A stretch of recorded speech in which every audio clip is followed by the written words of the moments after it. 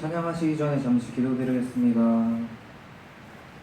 사랑이 많으신 하나님, 오늘도 이렇게 저희가 함께 모여서 예배 드릴 수 있게 해주심에 감사합니다. 아직 오지 못한 성도님들 발걸음 안전하게 인도하여 주시고, 이 시간 찬양과 예배 드릴 때 온전히 주님만을 향한 예배가 될 수 있도록 해주세요.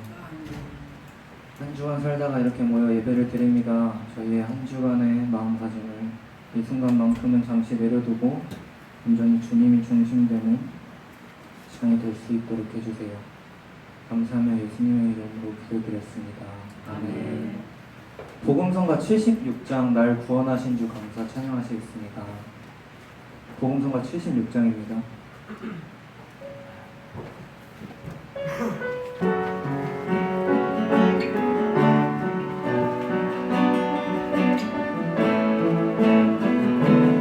날 구원하신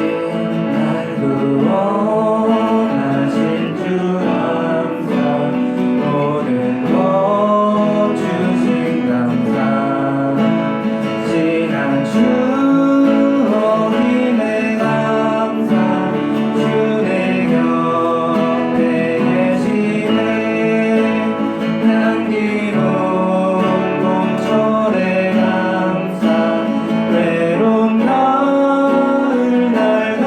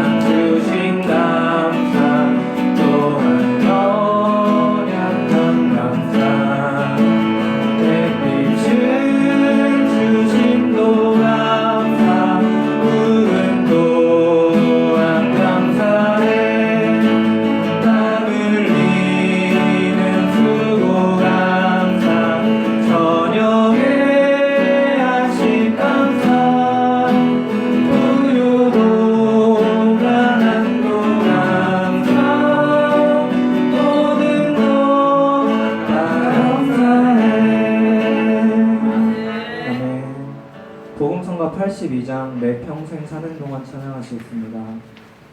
복음성가 82장입니다.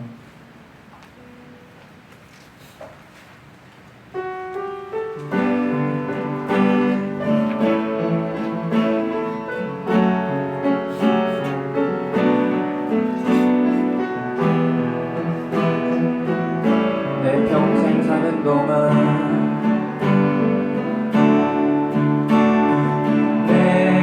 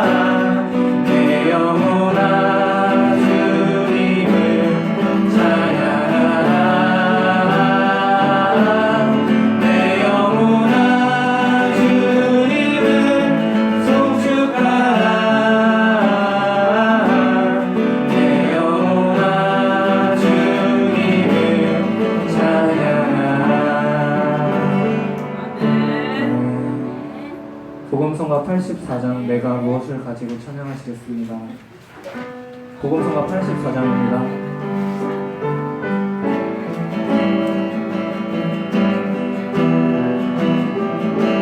내가 무엇을 가지고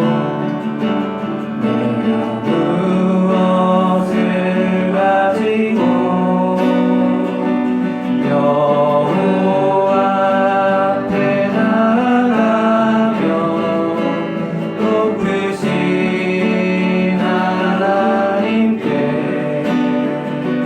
경배할까.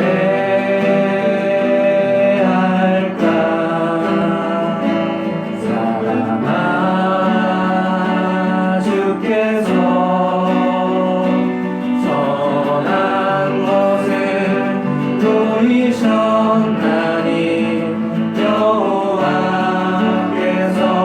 내게 구하시는 것은 공의를 행하고 빈자를 사랑하며 겸손히 내 하나님과 함께 행하는 것이라. 내가 무엇을 가지고 여호와 앞에 나가며 높으신 하나님께 경배할까.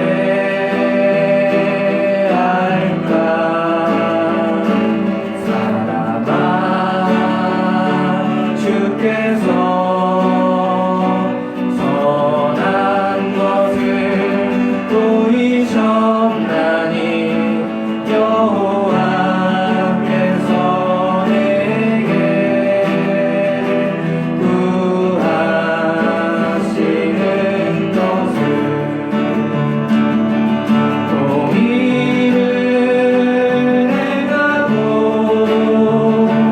빈자를 사랑하며 겸손히 내 하나님과 함께 행하는 것은. 내가 천천의 수양과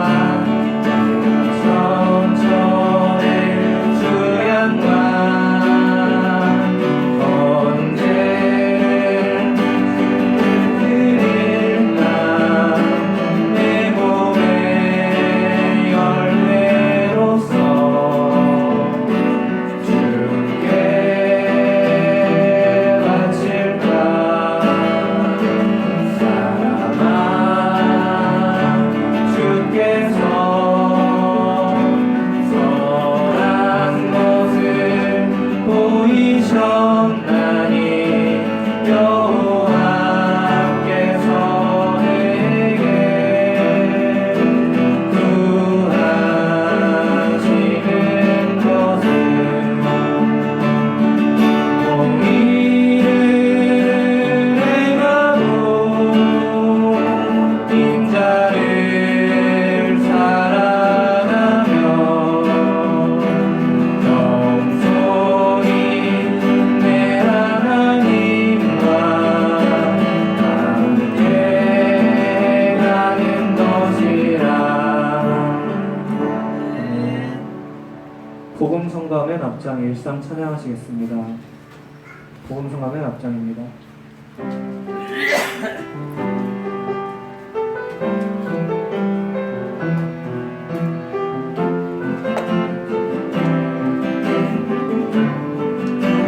나를 보내사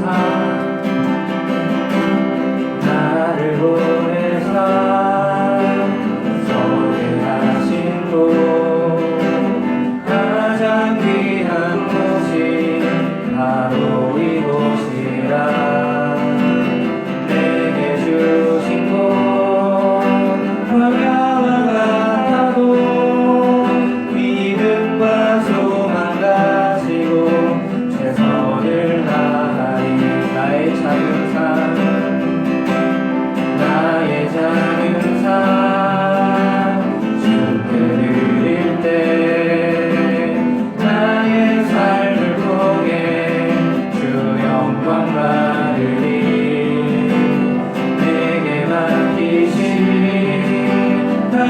위함이고 감사와 순종으로 오늘을 살리라.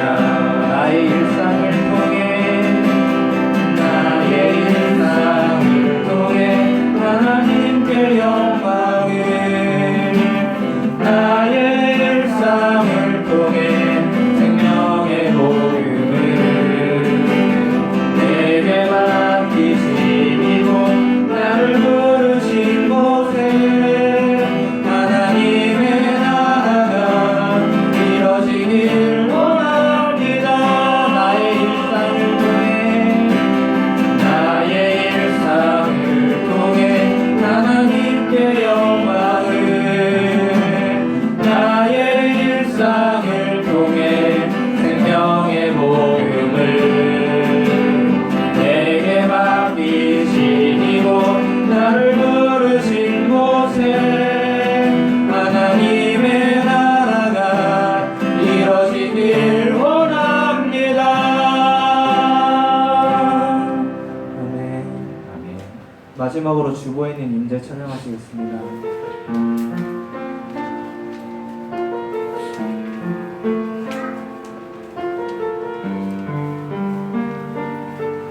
하늘의 문을 여소서, 하늘의 문을 여소서, 이곳을 주목하소서. 주를 향한 노래가 꺼지지 않으니 하늘을 열고 보소서. 이곳에 임재하소서, 이곳에 임재하소서. 주님을 기다립니다. 기도의 향기가 하늘에 닿으니 주여 임재하여 주소서. 이곳에 오셔서 이곳에 앉으소서. 이곳에서 드리는 예배를 받으소서. 주님의 이름만이 오직 주의 이름만 이곳에 있습니다. 이곳에 오셔서 이곳에 앉으소서. 이곳에서 드리는 예배를 받으소서. 주님의 이름만이 오직 주의 이름만 이곳에 있습니다.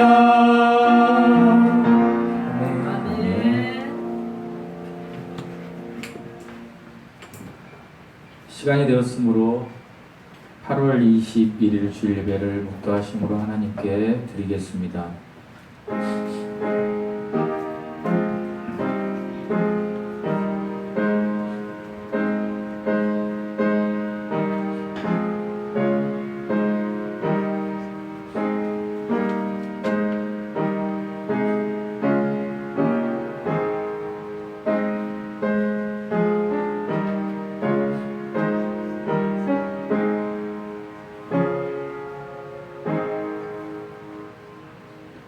예수께서 대답하여 이르시되 악하고 음란한 세대가 표적을 구하나 선지자 요나의 표적밖에는 보일 표적이 없느니라. 요나가 밤낮 사흘 동안 큰 물고기 뱃속에 있었던 것 같이 인자도 밤낮 사흘 동안 땅속에 있으리라. 아멘. 찬송가 144장입니다. 예수 나를 위하여 찬양하시겠습니다. 찬송가 144장입니다.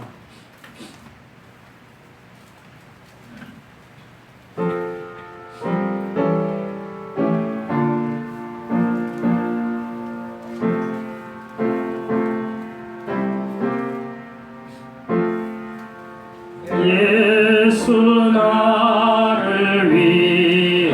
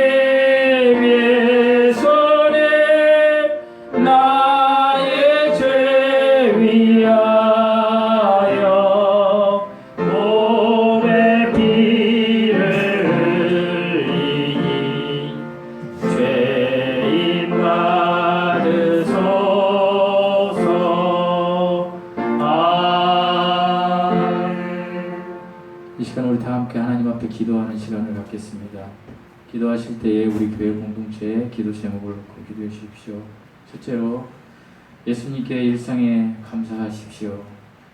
그리고 여러분이 하나님의 뜻대로 살지 못했던 삶을 회개하십시오. 그리고 주님의 이름으로 필요한 것들을 믿음으로 구하십시오. 둘째로 우리 부모, 형제, 그리고 우리가 아는 모든 분들이 육체적 질병으로 고통받고 있습니다. 이분들의 치유를 위해서 기도해 주십시오.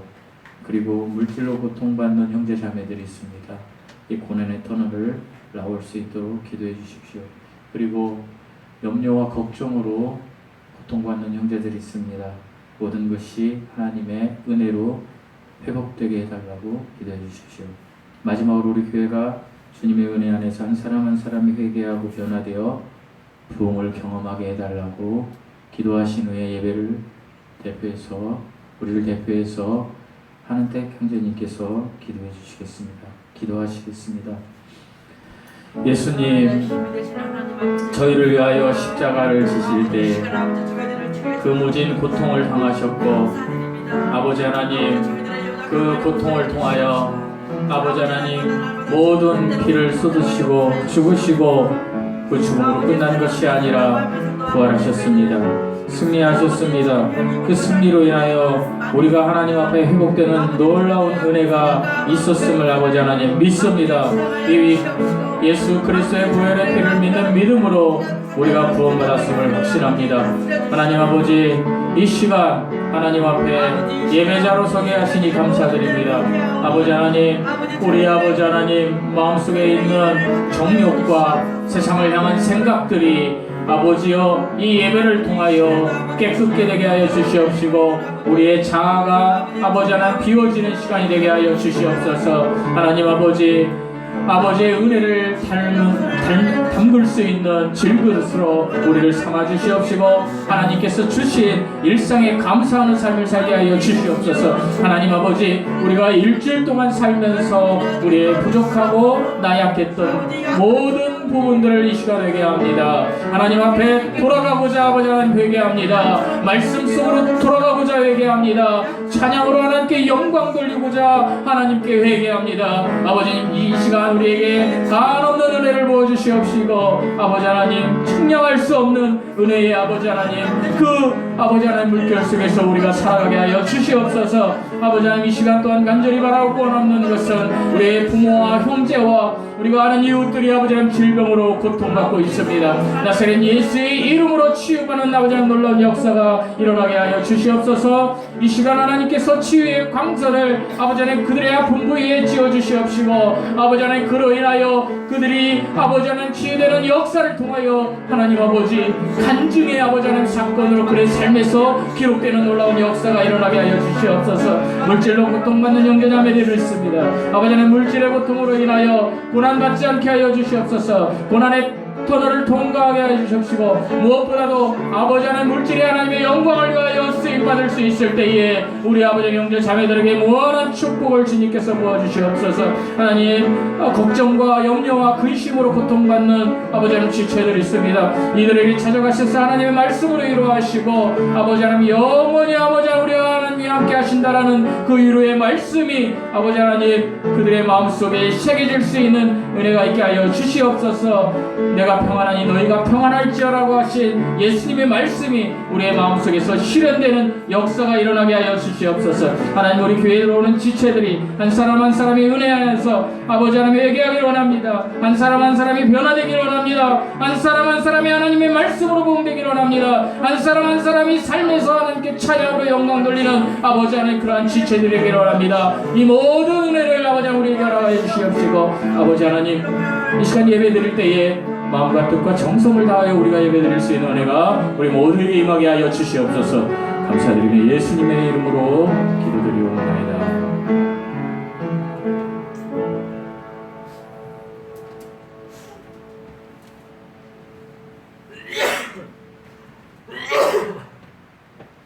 할렐루야. 사랑의 하나님 감사합니다. 오늘도 저희의 발걸음을 아버지로서 인도해 주시고 우리 하나님께 또 영으로 진리로 경배할 수 있는 시간을 주시니 감사합니다. 언제든 우리 마음이 우리 하나님을 향하게 하시고 우리 마음에 찬양이 우리 하나님께 상달될 수 있는 귀한 시간이 되게 주옵소서. 우리의 기도를 들으신 하나님, 이 시간 간절히 기도하고 있는 아버지, 이 세상에 사는 동안에 아버지 많은 어려움 가운데 있사오니 우리 주님께서 우리가 눈물로서 기도할 때 우리 하나님께서 귀 기울여 주시고 아버지 그 기도를 들으시고 응답해 주시옵소서. 이 시간 또한 간절히 빌고 낚이는 아버지, 이곳에 아버지 오지 않은 아버지 영혼들이 있습니다. 주께서 어디 있든 간에 그들에게 함께 하시고 그들의 마음속에 우리 하나님을 찾는 아버지 귀한 마음을 주님께서 인도해 주시옵소서. 또한 이 시간 또 간절히 빌고 낚이는 아버지 병마로서 이곳에 나온 듯한 또 성도들이 있습니다. 아버지 그들이 고통당할 때 아버지 주께서 돌보시고 치유하시고 인도하시어서 그들 기쁨으로 우리 하나님께 다가갈 수 있도록 인도하시옵소서. 또한 이 시간 말씀 전하시는 목사님께도 주님께서 함께 해주셔서 아버지요, 그 권능의 말씀이 나올 때 우리가 그 말씀을 믿음의 말씀으로, 생명의 말씀으로, 지혜의 말씀으로 우리 마음 안에 아주 굳게 아버지여 새겨 아버지 우리가 선한 열매로 또 모든 것이 나올 수 있도록 인도해 주시옵소서. 아버지 이제 말씀이 선포됩니다. 아버지 강건하게 해주시옵시고 아버지 말씀 안에 아버지 온전히 우리 하나님만 의지하며 나갈 수 있는 귀한 시간 되게 해주시옵소서. 예수님의 이름으로 감사하며 기도드렸습니다.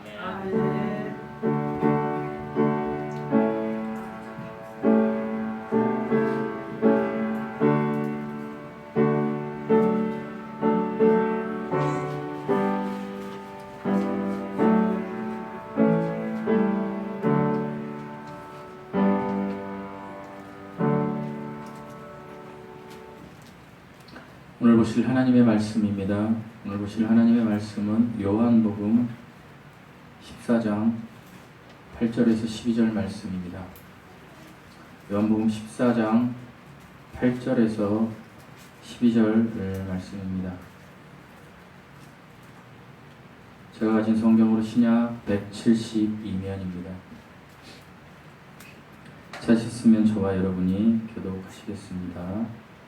빌립이 이르되 주여 아버지를 우리에게 보여 주옵소서. 그리하면 족하겠나이다.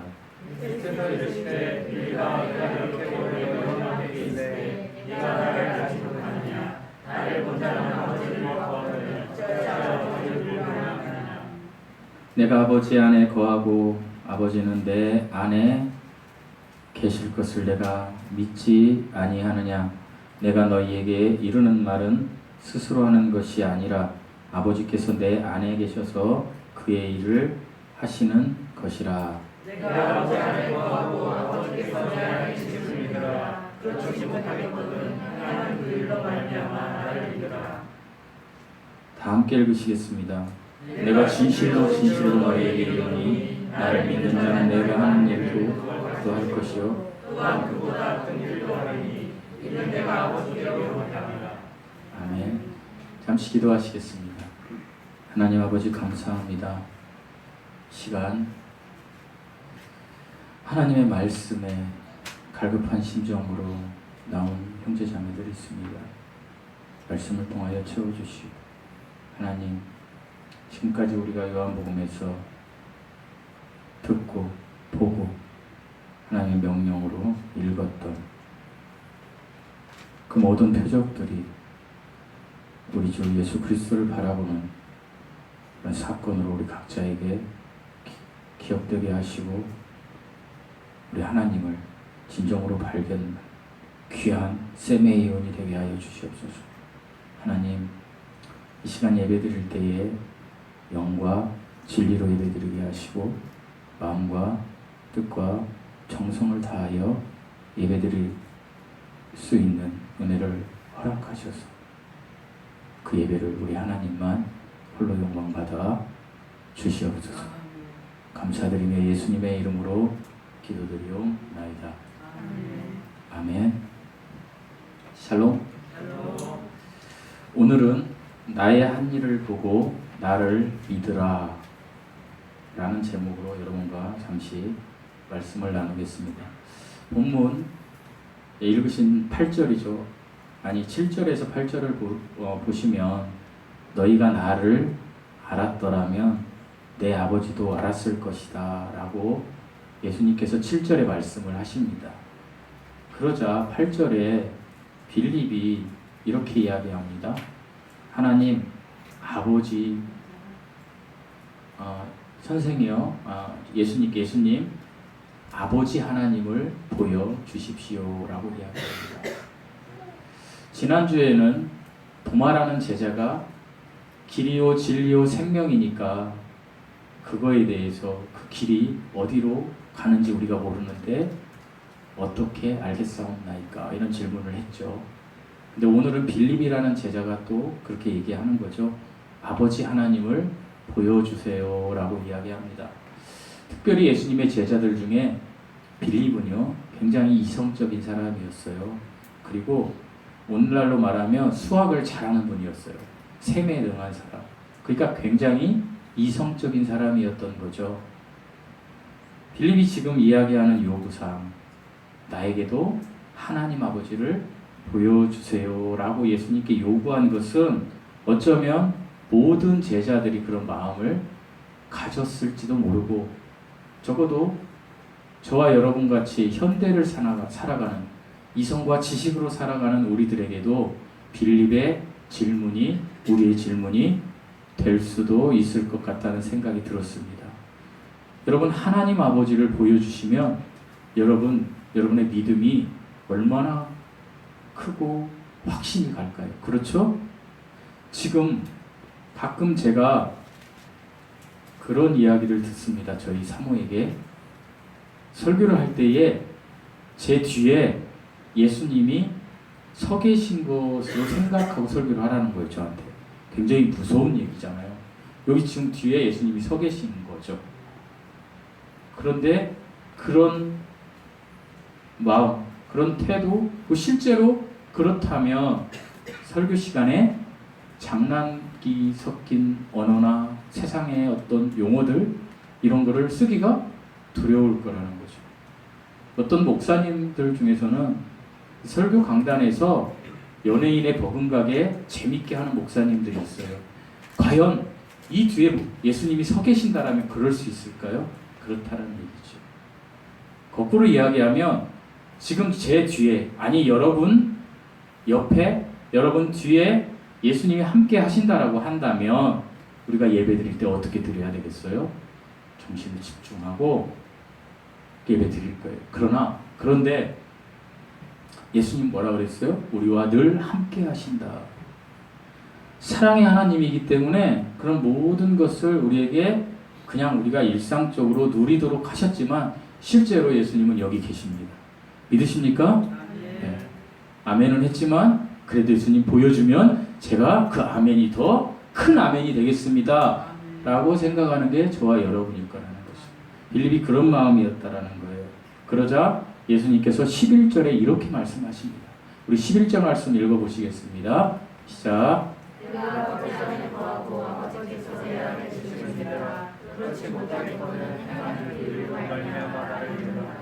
뭐라고 되어 있어요? 마지막에 행하는 그 일을 인하여 나를 믿으라. 예수님께서는 지금 요한복음을 통해서 이제 뭐 구약 시대에도 수도 없는 수백 가지 수천 가지의 기적을 베푸셨고요. 그렇지만 우리가 적어도 요한복음에서 성경에 나타난 대표적인 기적이 지금까지 우리가 여기까지 14장까지 오기까지 몇 개의 기적이 있었어요? 네? 몇 개의 기적이 있었죠? 예. 그래도 저렇게 하상진 집사님 좀 용기 있게 5가지 얘기를 해야 돼요. 7가지죠. 자, 그래서 아니 잘하신 거예요. 적어도 그렇게 못하신 분들은 1가지나 했나 이렇게 생각할 수도 있었다는 거 아니에요. 다시 복습의 개념으로 말씀드릴게요. 2장에서 무슨 사건이 있었어요? 무슨 기적? 물을 포도즙으로 만드는 사건. 이건 뭐라 그랬어요? 하나님은 생명의 근원이시다. 누가?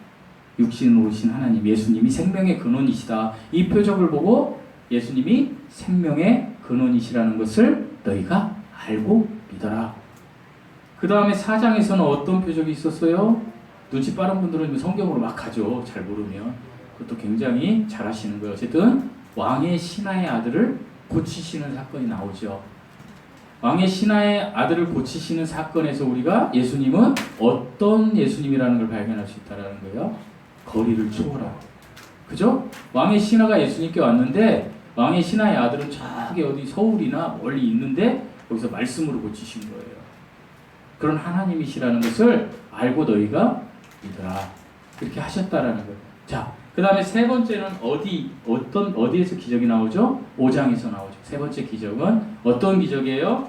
38년 된 병자를 이제 성경을 찾아가니까 막 나오는 거지. 38년 된 병자를 고치는 거예요. 여기에서는 뭐예요? 하나님께서는 시간을 초월하신 하나님이다. 38년이라는 시간을.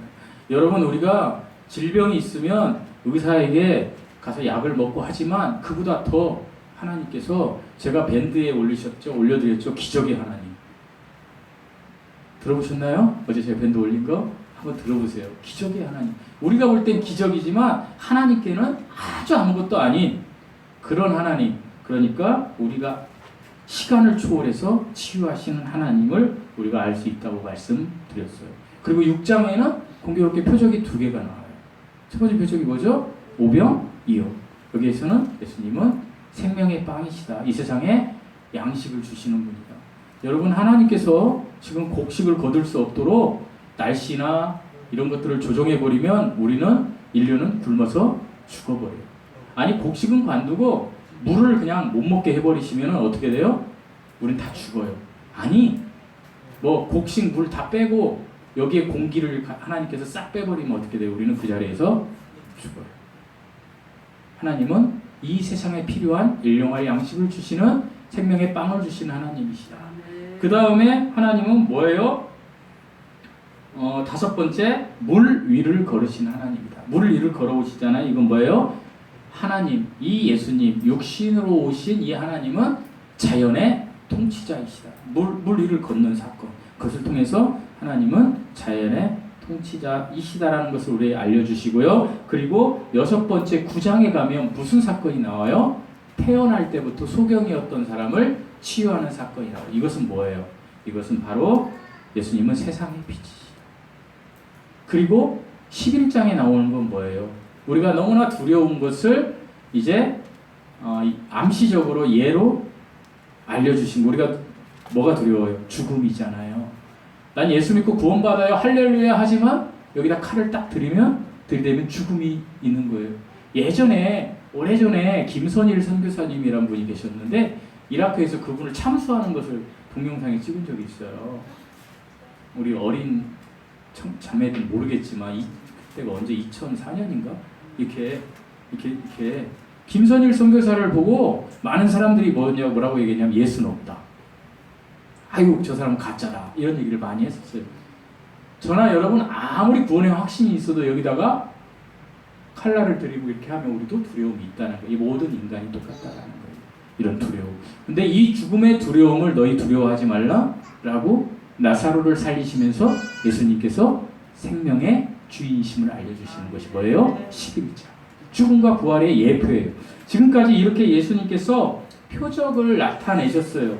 그런데 그들 중에서 예수님을 믿는 자들도 있었지만 많은 자들이 예수님을 믿지 않았다라고 기록되어 있어요. 심지어 요한복음 12장 37절에 보면 뭐라고 기록되어 있냐, 우리 37절 38절 한번 읽어보실까요?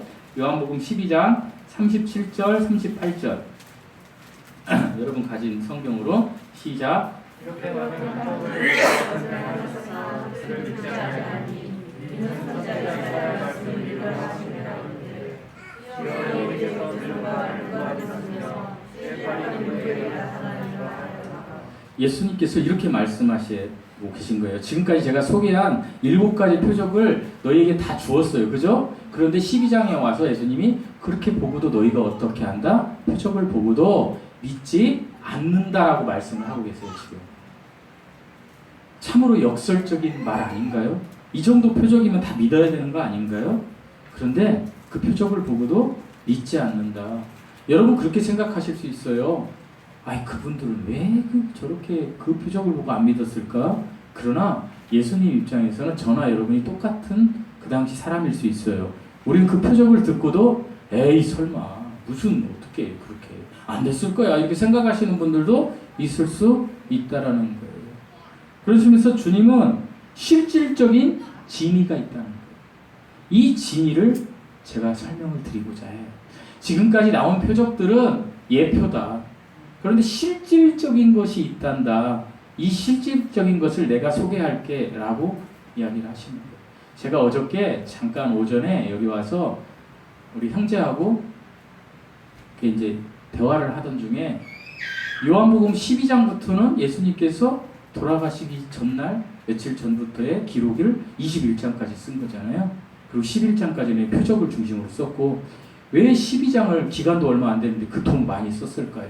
진짜 표적이 나온다는 거예요. 이제부터 우리가 지금 배우는 14장도 말씀을 나눈 14장도 그 길에 대해서 알려주는 거지만 정답을 이야기하면 그건 뭐예요? 예수 그리스도의 십자가 죽음과 부활이 진리다.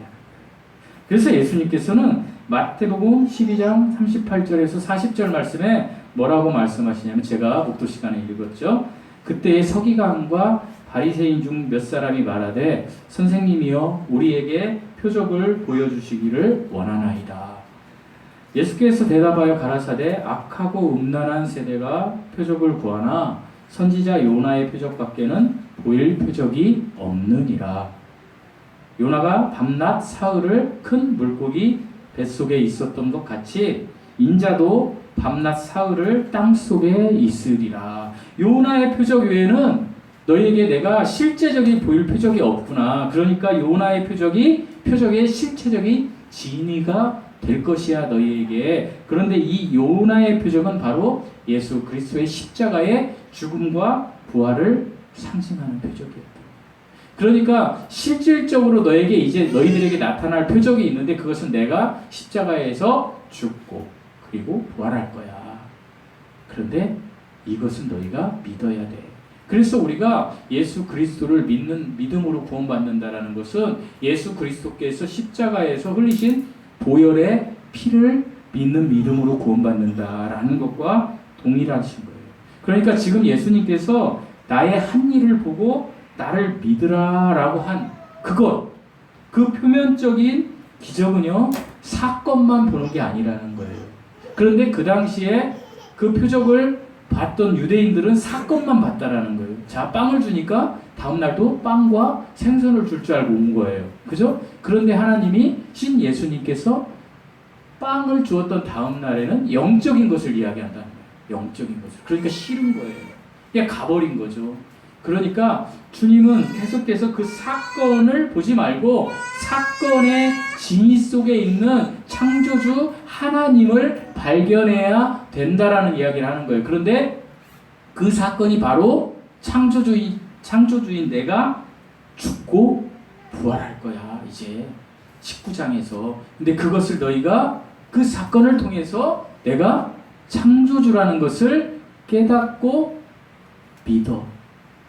이것이 표적의 진이라는 거예요. 주님. 이것이 나의 한 일을 보고 나를 믿으라라고 하는 그 표적의 가장 클라이막스, 가장 중요한 것이라는 거예요.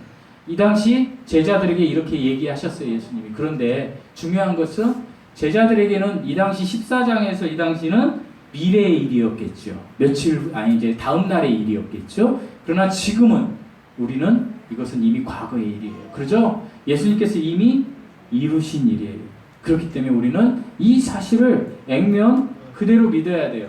예수 그리스도께서 십자가에 죽으시고 부활하셔서 창조주이심을 완전히 우리에게 이제 요한복음을 통해서, 마가복음을 통해서, 마태복음을 통해서, 누가복음을 통해서, 많은 서신서를 통해서 명명백백하게 우리에게 지금 성경에 기록하고 저 같은 목회자들이나 많은 가르치는 선생들을 통하여 저와 여러분에게 이야기한 거예요.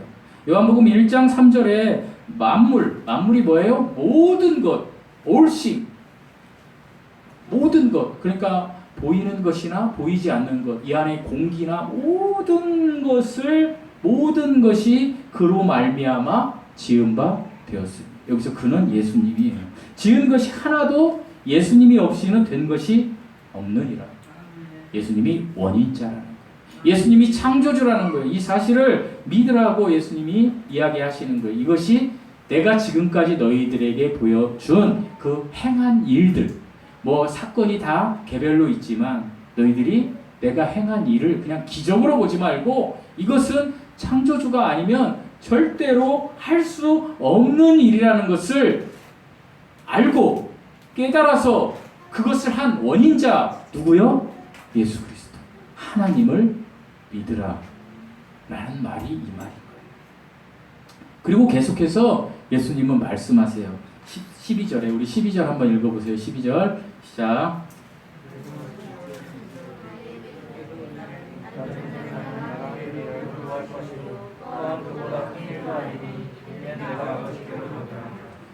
여러분 예수님 믿으십니까? 다시 여쭤보겠습니다. 여러분이 예수님 믿으십니까?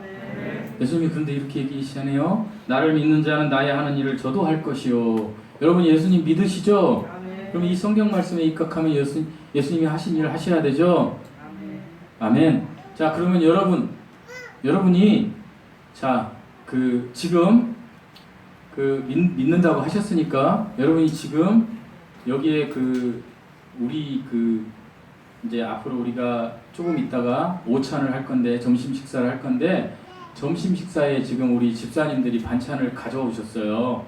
그럼 그 반찬을 가지고 지금 우리 김상현 집사님 반찬을 이렇게 가져왔던데 그거를 10배로 만드실 분 있어요? 저 한 컵 가져오셨던데. 이 성경 말씀에 의하면 하셔야 되잖아요. 예수님이 그러셨잖아요. 나를 믿는 자는 내가 하는 일을 한다고 하잖아요. 여러분 하셔야 될 거 아니에요. 저도 해야 될 거 아니에요. 저보고 하라 그러면 제가 입장이 난처하겠죠. 못하니까. 우리는 이 말 뜻을 정확히 알아야 돼요. 그래서 제가 이렇게 말씀드리는 거예요. 여기서 예수님께서 나를 믿는 자는 나의 하는 일을 할 것이고 또한 이보다 더 큰 것도 한대요. 예수님은 오병이어를 했는데 우리는 엄청 더 큰 일을 한다는 거예요. 예수님께서. 이게 무슨 말이냐는 거죠. 이 말을 가지고 많은 사람들이 이상한 길로 많이 갔어요. 그 이단이에요. 어떤 길? 밥 굶고 맨날 기도하고 그러니까 귀신들이 다 붙어있는 귀신. 환상을 보고 환청을 보고 할렐루야 할렐루야 막 자기가 막 그러면서 환상을 보고 자기 세계를 가면서 막 자기가 능력을 받았다는 예수의 능력. 그런 사람이 수도 없이 많아요. 우리 주위에. 그런 사람은 하나님의 말씀도 읽지 않아요. 왜? 자기가 받은 게 다니까. 다 가짜예요. 아니면 특수한 목적을 위해서 특별한 사람을 쓰시는 경우가 있어요. 여러분이 그 주인공이 되면 좋겠어요. 그런데 특징이 있어요. 그런 사람은 그런 하나님의 특별한 은혜를 받으면 그다음부터 삶이 어떻게 되는지 아세요? 다 버리고 그들의 삶은 오직 기도와 말씀이에요. 기도와 말씀. 그래서 하나님이 그 사람들에게 능력을 주는 거예요. 그리고 그런 사람들은 겸손해져요. 겸손해진다는 건 뭐예요?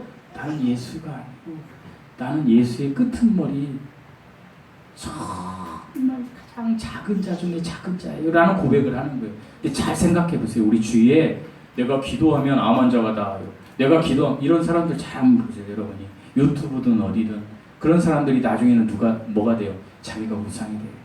자기만 하나님으로부터 직통계시 받았다. 이게 이단이에요. 조심해야 돼요. 이럴 밖에는 안 받는 게 나아요. 여러분, 그런데 여기에서 이런 사람이 있어요. 근데 특수한 목적으로 하나님이 쓴다는 거예요. 그런 사람은 없다는 게 아니에요. 근데 그런 사람일수록 정말 겸손하고 하나님을 두려워하고 감히 여러분에게도 그런 사람들 많이 있잖아요. 뭐야! 막 반말하고 그런 부흥사들 많았어요. 옛날에 막 던지고 주워오라 그러고. 그럴 수 없다는. 왜? 하나님이 여기 계신데 제가 설교 시간에 얘기했잖아요. 예수님이 여기 와 계신데 성령 하나님이 계신데 어떻게 그렇게 함부로 할 수 있겠어요? 가짜예요. 여러분 정말 그런 사람일수록 정말 겸손해져요. 정말 아름다워요. 저는 그런 아름다운 사람을 제 생애에 살면서 딱 몇 명 발견하지 못했는데 그 중에 제가 발견한 사람이 여러분이 동의 안 하실 수도 있어요. 근데 제가 발견한 박보영 목사님이에요. 제가 발견한 그분 다 버렸어요. 저도 그 축에도 못 끼어요. 그래서 저는 하나님이 여기서 특별한 목적으로 나를 사용하시지 않고 보편적으로 나를 사용하신다는 거에 저를 한 표 던져요. 여러분도 그러길 바라요. 여러분이 하나님이 특별한 목적으로 쓰실 것 같으면 여러분은 이사야가 돼야 돼요. 여러분은 에레미야가 돼야 돼요. 이사야 되고 예레미야 되면 좋겠죠. 이사야는 3년 동안 속옷만 입고 다니면서 예수 전했어요. 오늘날로 말하면 예수 천당 불신지옥. 여러분 속옷 입고 다닐 수 있어요? 못하지. 선지자들은 에스겔은 자기 아내를 버렸어요. 여러분 아내를 버릴 수 있어요? 남편을 버릴 수 있어요? 저렇게 이쁜 하은이를 버릴 수 있어요? 못해요. 그렇기 때문에 우리는 은혜가 더 큰 거예요. 왜요? 우리는 우리 가족들과 함께 일상에 감사하며 일상을 누리면서 하나님의 은혜를 받은 존재들이 바로 저와 여러분이에요. 그래서 우리는 여기에서 하나님이 이야기하시는 나를 믿는 자는 나의 하는 일을 그러니까 우리가 할 수 있다는 일이 뭐냐면 이 일은요, 하나님의 말씀을 믿어서 내가 하나님의 자녀가 돼서 내가 내 영이 새롭게 되어서 하나님의 영이 성령께서 내 안에 안주하시면 내가 하나님의 말씀에 순종해서 나를 비우고, 여기서 나는 뭐예요? 내 혼적인 요소. 하나님의 성령이 새로운 영이 내 혼을 다스리게 하는 거죠. 그러니까 하나님의 영이 나를 다스리게 하려면 나를 찾고 비워야 돼요. 어디까지? 죽기까지. 바울이 이야기한 대로 죽기까지 비워야 돼요. 나의 쓴뿌리들을 죽기까지 비울 때에 하나님이 성령을 통해서 나한테 일하신다. 그러니까 여기서 이야기하는 일은 큰 것, 그리고 나오는 큰 것 있잖아요. 이보다 더 큰 것도 하리니. 예수님보다 어떻게 더 큰 것을 할 수가 있겠어요, 우리가. 여기에서 큰 것이라는 것은 능력이 아니에요. 뭐가 아니라고요? 뭐가 아니라고요? 능력이 아니라. 그런데 많은 사람들이 예수님을 믿고 특별히 자기가 성경을 많이 읽고 기도를 많이 하면 자기가 능력 받았다고 해요. 헛것 보고. 그리고 그때부터는 도전하러 다녀요. 우리 교회도 왔었잖아요. 2번이나 7시간씩 하고 이제 도저히 감당할 수 없어서 안 오는 형제 있었잖아요. 그때 지금 몰라요 여러분? 2단 왔었잖아요. 그분 이제 안 와요. 왜? 저기는 안 되니까. 그럼 뭐하러 다녀요? 저 같은 목사들을 죽이러 다니는 거예요. 하나님의 말씀을 먹어서 나를 비우고 하나님의 말씀에 순종하는 사람은 그렇게 살 수가 없어요. 정말 하나님의 말씀에 순종하면 내가 어떻게 돼요? 낮아지게 되는 거예요. 그래서 예수님께서 여기 얘기하시는 것은 능력이 아니라 여기에서 얘기하시는 일, 그것은 범위를 이야기하는 거예요. 뭘 얘기한다고요? 범위. 기억하세요? 그러니까 저와 여러분은 하나님이 이 일을 위하여 능력이 아닌 범위로 사용하셨을 확률이 높다라는 거예요. 범위는 뭐예요?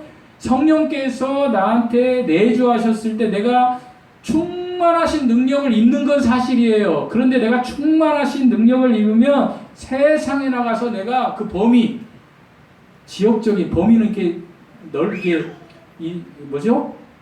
지역적인 개념을 이야기하는 거죠. 내가 세상에 나가서 예수 그리스도를 전하는 자가 된다. 그러니까 여기에서 예수님이 이야기하시는 너희가 내가 한 일을 보리라는 것은 내가 표적을 나타내는 능력 있는 사람이 되는 게 아니라 내가 하나님의 말씀으로 복음을 전하는 그런 사람이 된다는 거예요. 저와 여러분이 그런 주인공이라는 거예요. 사랑하는 성도 여러분, 예수님은 하나님과 본체이셨어요. 그러나 동등됨을 취하지 아니하시고 하나님의 말씀, 특별히 아버지 하나님의 말씀에 순종해서 죽기까지 이 땅에 죽기까지 복종하시고 예수님께서는 자기를 부인하시고 십자가에 죽는 모습으로 더 큰 일을 해내셨어요. 왜 큰 일을 해내셨어요? 우리 같은 사람들이 구원받아서 당신의 자녀로서 그 일을 이어받기를 원하셨던.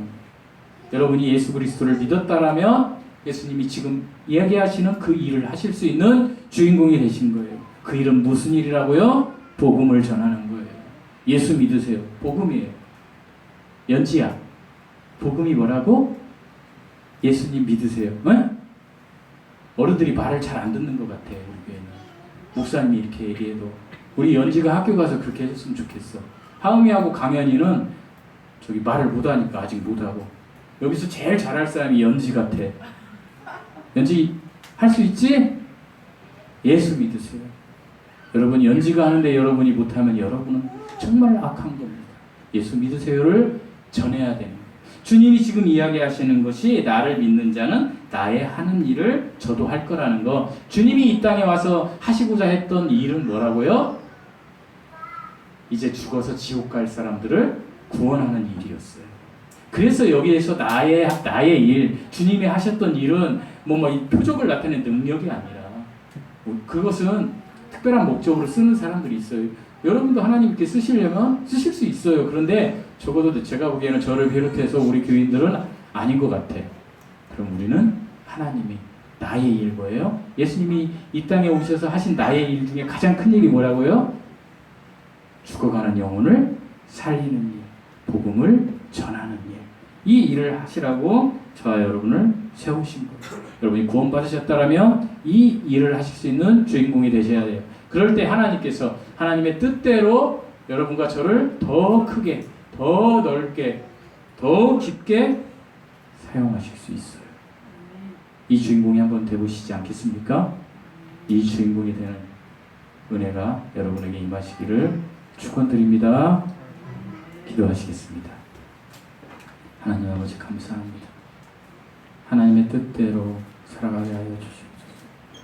하나님의 뜻은 보내신 아들을 믿는 것입니다. 그 아들을 믿는 믿음으로 구원받는 것입니다. 하나님, 그리고 하나님이신 우리 예수님이 하신 일을 할 수 있는 지체들이 되게 하여 주시옵소서. 우리가 그 주인공이 되게 하여 주시옵소서. 예수님이 하신 일 중에 가장 귀한 일은 죽은 영혼을 살리는 일이셨습니다. 우리가 진정으로 믿는 하나님의 자녀가 됐다라면 죽어가는 영혼들에게 복음을 전해서 그들이 예수 그리스도를 믿을 수 있도록 아버지 하나님 그 일을 해나갈 수 있는 은혜가 저희 모두에게 임하게 하여 주시옵소서. 예수님의 이름으로 기도드리옵나이다. 아멘. 찬양하시겠습니다. 부요를 지나